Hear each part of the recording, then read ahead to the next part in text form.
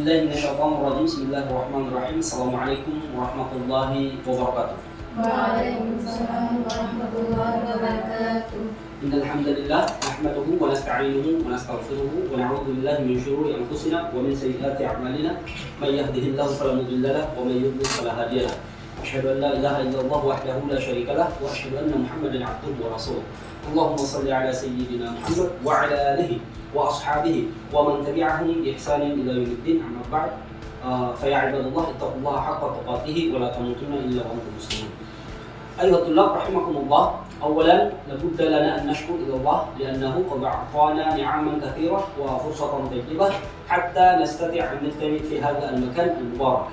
Wa shalawat ma'a salam nu'ti ila habibina wa nabiyyina nabiyina Muhammad sallallahu alaihi wasallam alladhi qad hamalana min adh-dhulumati ila an-nur.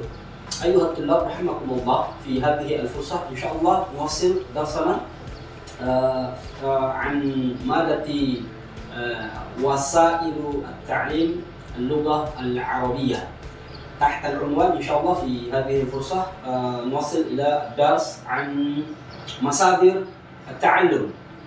Jadi teman-teman sekalian yang berbahagia, dalam kesempatan kali ini kita akan lanjutkan materi terkait dengan sumber belajar ya. Nah, di dalam mata kuliah media pembelajaran bahasa Arab. Oke, baik. Sebelum kita lanjut pada materinya, pertama-tama saya ingin teman-teman menonton dulu satu video terkait dengan materi yang akan saya berikan pada kesempatan kali ini ya. Coba disimak dulu ya videonya.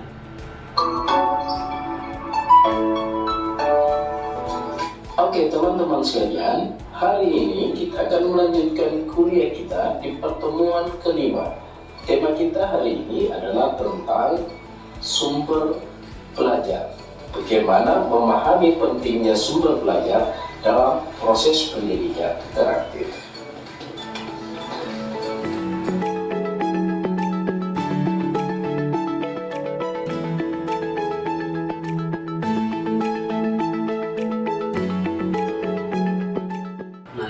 Video tentang materi kita hari ini terkait dengan sumber belajar ya. Nah, sekarang mungkin sedikit saya jelaskan terkait dengan sumber belajar di video-video tadi ya. Oke, pertama-tama teman-teman lihat ada slide yang sudah saya bagikan di depan sini, media pembelajaran bahasa Arab ya. Jadi ini mata kuliah media pembelajaran bahasa Arab. Kemudian tema yang kita bahas hari ini yaitu terkait dengan menggali sumber belajar yang efektif ya. Presentasi ini akan membahas berbagai sumber belajar bahasa Arab dan strategi pemanfaatannya untuk pembelajaran yang lebih efektif ya. Nah, masuk. Nah, kemudian ini tujuan pembelajaran sudah kita lewati. Kemudian, nah ini teman-teman, ini memahami sumber belajar bahasa Arab ya. Nah, teman-teman lihat ini, jadi pertama kita harus paham dulu pengertian dari sumber belajar, di mana pengertian sumber belajar atau masadir ta'allum itu meliputi segala komponen yang mendukung proses pembelajaran bahasa Arab dari materi cetak hingga interaksi manusiawi ya. Nah, inilah sumber-sumber belajar. Jadi teman-teman, dalam sumber belajar itu sendiri kurang lebih ada 4 item ini. Pertama itu soal tentang bahan ajar ya. Nah, bahan ajar itu ada yang berupa cetak ataupun ada yang berupa digital ya. Kemudian ada media audio visual ya, media gambar, kemudian mendengar sekaligus ya. Kemudian yang berikutnya itu lingkungan belajar, dan yang terakhir manusia sebagai sumber. Jadi semua ketika orang berbicara tentang sumber belajar, pada substansinya itu adalah manusia itu adalah sumber belajar yang paling pertama dan yang paling utama ya. Jadi di mana-mana orang ketika mau belajar, maka sumber yang paling utama itu bukan persoalan bahan ajar dan lain-lain, tapi sumber paling utama itu adalah manusia itu sendiri. Oke, baik, nanti lebih lanjut baru kita jelaskan lebih dalam lagi. Baik, teman-teman sekalian yang berbahagia, sekarang kita masuk pada contoh konkret dan kriteria pemilihan.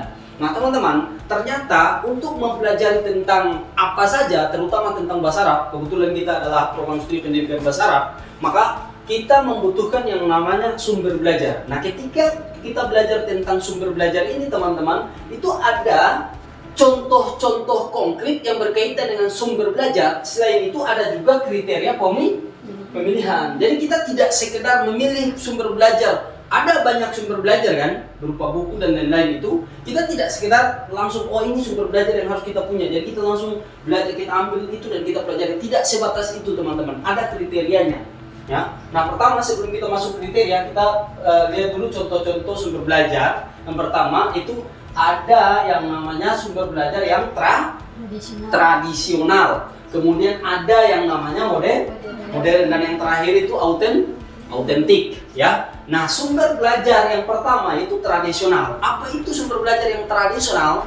Nah, contohnya itu adalah kitab-kitab yang berbahasa Arab, kitab-kitab tradisional ya. Dalam hal ini kitab Nahwu dan juga Saraf misalkan, ada juga Al-Qur'an. Nah, itu adalah kitab-kitab yang tradisional. Itu merupakan sumber belajar. Sebagai pembelajar bahasa Arab, maka kita membutuhkan yang namanya ini, kitab-kitab tradisional. Cuman ada kendala-kendala tersendiri ya ketika kita pakai patokan ini, karena dia tidak kontekstual. Walaupun ada yang kontekstual, tapi itu membutuhkan sebagai seorang guru atau dosen itu punya strategi yang jitu supaya bisa mengkontekstualkan dengan situasi dan kondisi saat ini ketika orang belajar menggunakan sumber belajar yang tradisional. Dalam hal ini kitab Nahwu yang wadih atau kitab Saraf atau juga Al-Qur'an dan seterusnya ya. Oke, baik, yang berikutnya ada juga yang modern ya. Selain tradisional ada yang modern. Nah, kita hidup di zaman saat ini 4.0 menuju 5.0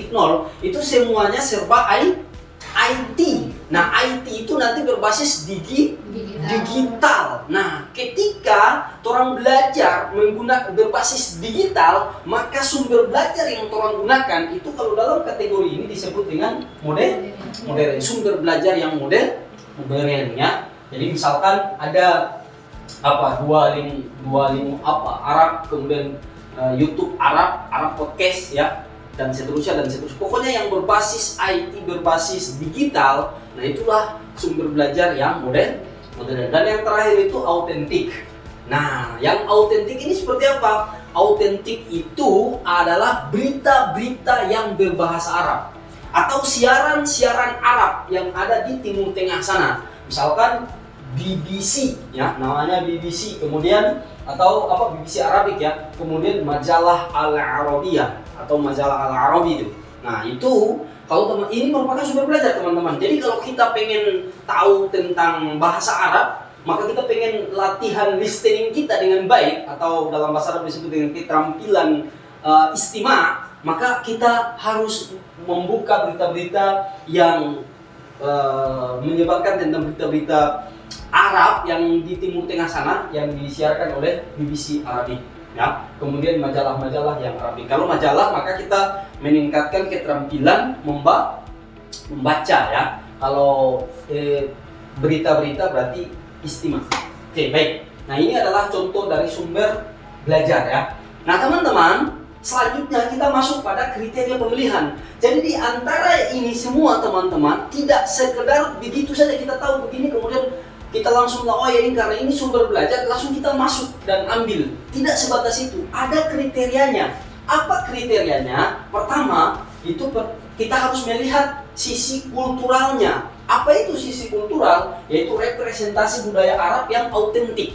Jadi ada sumber belajar yang begitu banyak tentang bahasa Arab, tapi kalau dia tidak merepresentasikan budaya Arab yang autentik, maka sumber belajar itu kalau boleh kita jauhi. Kenapa? Bukan jauhi ya. Ya kita cari ada yang lain, kita ganti yang lain. Kenapa? Karena kita sebagai pembelajar bahasa Arab, maka kita harus tahu bagaimana menggunakan bahasa Arab itu representasi budaya Arab itu harus autentik, harus jelas, harus kalau orang Arab di Arab itu kayak gimana istilahnya, nah kita harus pakai, kita harus tahu. Jangan sampai sumber belajar itu tapi tidak mencerminkan budaya Arab yang autentik di sana. Nah, itu justru kita belajar yang agak sedikit keliru. Bisa paham? Maka kriteria pertama kita harus melihat dari sisi kulturalnya. Yang kedua, kita harus melihat dari sisi teknisnya. Apa itu? Itu mudah diakses dan berkualitas yang baik. Nah, sekarang teman-teman, ketika orang berbicara tentang ini, modern berbasis IT itu sangat banyak kan? ada juga yang kalau mudah diakses tapi isinya tidak berkualitas juga lebih baik ditinggalkan. Cari yang berkualitas dan mudah diakses. Bisa paham?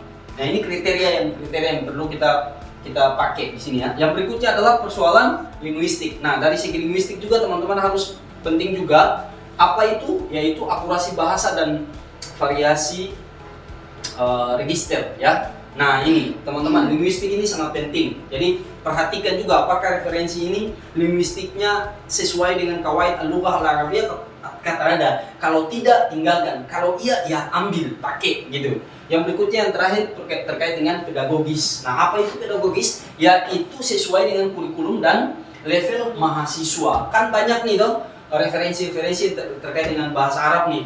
Nah, kalau tidak selevel dengan tingkat mahasiswa atau tidak sejalan dengan kurikulum yang ada, maka ditinggalkan. Kenapa? Misalkan gini, teman-teman ini kan bergelut dalam dunia pendidikan kan, tapi teman-teman cari referensi-referensi bahasa Arab yang justru mengajarkan tentang politik. Nah, ini kan agak sedikit keliru kan, tidak sesuai dengan kurikulum dan level mahasiswa. Boleh, bukan berarti tidak boleh. Tapi ketika tujuan kita ke depan ingin menjadi diplomat misalkan, maka boleh kita belajar tentang politik yang ada di yang belajar bahasa Arab yang berkaitan dengan dunia politik gitu.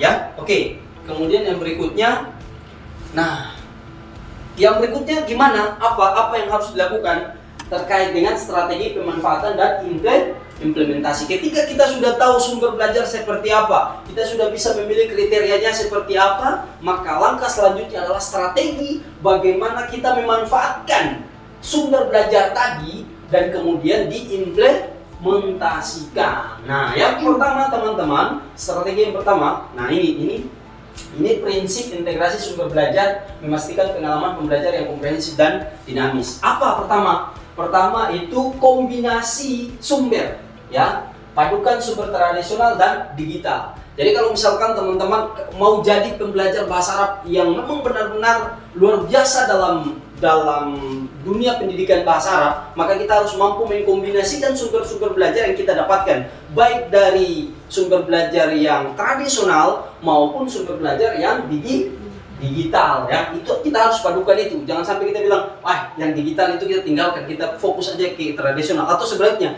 wah kita hidup di zaman sekarang jadi kita harus pakai yang digital aja, yang tradisional itu tinggal. Jangan. Kalau boleh kita padukan, kita kolaborasikan antara yang digital dan juga yang tradisional. Bahkan bila perlu kasih masuk juga dengan yang autentik itu dari berita-berita Arab itu, kemudian majalah-majalah Arab. Oke, baik, itu yang pertama. Strategi yang kedua apa?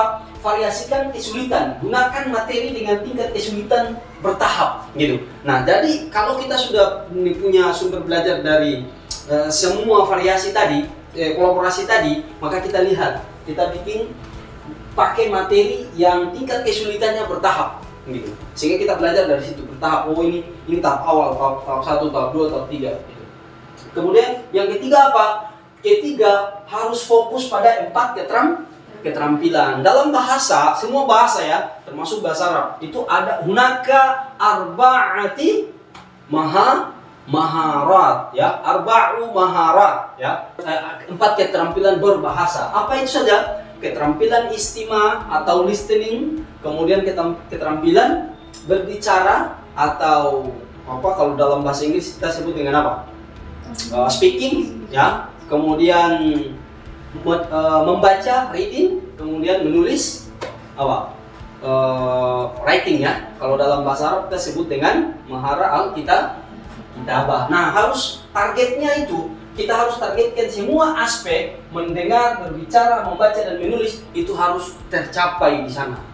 Itu. Kemudian yang berikutnya yang terakhir itu apa? Adaptasi pembelajar ya. Jadi sesuaikan dengan kebutuhan dan gaya belajar individu. Jadi teman-teman, kalau teman-teman pengen belajar lebih jauh tentang bahasa Arab, maka media-media ini harus disesuaikan dengan kebutuhan orang sebagai pembelajar bahasa Arab. Jadi sesuaikan dengan kebutuhan dan gaya belajar individu.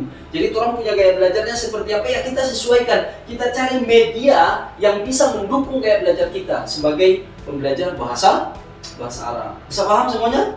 Oke, baik. Yang berikutnya, nah teman-teman, ini. Nah ini, teman-teman lihat di bawah. Ini di atas strateginya, di bawah ini implementasinya. Ya, kalau sudah strategi kita sudah punya, maka langkah selanjutnya adalah implementasi.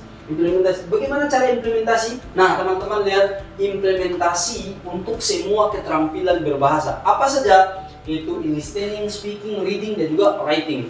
Kalau dalam bahasa Arab, istima, kemudian kalam, kemudian qiraah, dan yang terakhir adalah kitabah. Nah, kita implementasikan 4 keterampilan ini. Bagaimana caranya? Ya setelah kita memperoleh ini semua, kita implementasikan dalam bentuk yang seperti ini. Bagaimana cara listening kita? Nah, untuk melatih listening kita bisa mendengar ini podcast atau berita-berita Arab. Nah, itu caranya. Yang berikutnya, bagaimana cara kita melatih speaking? Nah, kita bisa berbicara, video percakapan, aplikasi pertukaran berbahasa. Nah, atau misalkan HP. Oh ya, nanti teman-teman bisa download. Nah, teman-teman punya HP semua nih. Ada ChatGPT, teman-teman. Jadi kalau misalkan kita tidak ketemu dengan orang lawan berbicara menggunakan bahasa Arab, maka ada cara-cara tertentu. Sekarang itu dunia semakin canggih, kan? Dunia digital ini semakin canggih. Jadi ada ChatGPT yang teman-teman bisa download. Kemudian teman-teman bisa berbicara dengan ChatGPT menggunakan bahasa Arab. Jadi kalau sudah download aplikasi ChatGPT, teman-teman berbicara aja, bilang Assalamualaikum, nanti dia jawab Waalaikumsalam, kaifahal, dia akan menjawab. Kemudian kita tanya, uridu an atakallam ma'aka bil lughah al-arabiyyah, dia akan menjawab di sana. Oke, baik, thayyib, ana sa'id al-an, insyaallah, madza turidu minni, akan dia bilang kayak gitu, madza turidu minni. Kita sampaikan, saya pengen begini, saya pengen begini. Nah, itu kita bisa berbicara menggunakan bahasa Arab, itu dari ini. Nah, speakingnya kayak gitu. Kemudian reading, bagaimana caranya? Nah, sumber-sumber belajar yang autentik tadi teman-teman bisa begini, teks yang autentik atau great readers, ya. Jadi teks yang autentik itu teks-teks yang berbahasa Arab yang autentik, ya, yang original itu teman-teman bisa melatih di sana. Kita baca tanpa harokat misalkan, kita latih membaca di sana. Kalaupun ada harokatnya juga lebih bagus, Nah, teman-teman latih itu. Kemudian yang terakhir itu writing. Bagaimana caranya? Text model atau platform kolaboratif. Jadi teman-teman setelah membaca semua, teman-teman sudah melatih listening, melatih speaking, melatih reading, maka terakhir apa yang sudah dilatih itu dari listening, dari berbicara, dan dari membaca, teman-teman tuangkan dalam bentuk tulisan, menulis. Bisa paham? Oke. Kesimpulannya adalah sumber belajar yang beragam dan terintegrasi meningkatkan efektivitas pembelajaran bahasa Arab, ya. Untuk sementara demikian dulu yang bisa kita sampaikan. Sebelum diakhiri, ada pertanyaan dari salah satu mungkin? Silakan. Satu apa? Baik, terima kasih atas kesempatan yang diberikan kepada saya. Bagaimana kesenjangan akses ke teknologi di daerah-daerah yang istilahnya tidak mendapatkan jaringan, gitu. Nah, apalagi kita yang sebagai mahasiswa ini membutuhkan namanya jaringan ketika kita mau belajar melalui video podcast, itu kita harus melihat di YouTube atau Oke, baik. Itu aja pertanyaannya. Iya. Oke, baik. Terima kasih, menarik sekali pertanyaannya. Oke, saya lupa sampaikan satu hal ya terkait dengan dunia digital. Intinya teman-teman, kita hidup di era sekarang 4.0 menuju 5.0 itu semua serba IT, berbasis IT ya. Jadi semua serba digital. Nah, jadi apa tujuan dari IT atau apa tujuan dari digital? Hanya satu tujuannya, yaitu bagaimana mempermudah kita dalam mengakses sesuatu. Dulu kalau teman-teman mau mencari sesuatu itu kan agak ribet kan? Agak sulit, tapi sekarang itu sangat mudah. Kenapa? Kita dimudahkan dengan sistem IT yang saat ini kita miliki, toh. Jadi semua serba IT. Saya membutuh ini, tinggal klik saja, klik, dia muncul semua, toh. Yang penting satu, punya data. Nah, saya lupa tadi sampaikan. Jadi dalam dunia IT kelemahannya satu. Kelemahannya yaitu jaringan. Nah, itu kelemahan kita. Ya, itu yang mungkin nanti kita kembangkan secara bersama ya. Saya berharap pemerintah bisa memperhatikan ini juga sehingga semua daerah di seluruh Indonesia itu tidak hanya di kota-kota tapi sampai ke pelosok desa, kalau boleh semua jaringan bisa masuk sampai di sana supaya semua orang bisa mengakses segala yang diinginkan.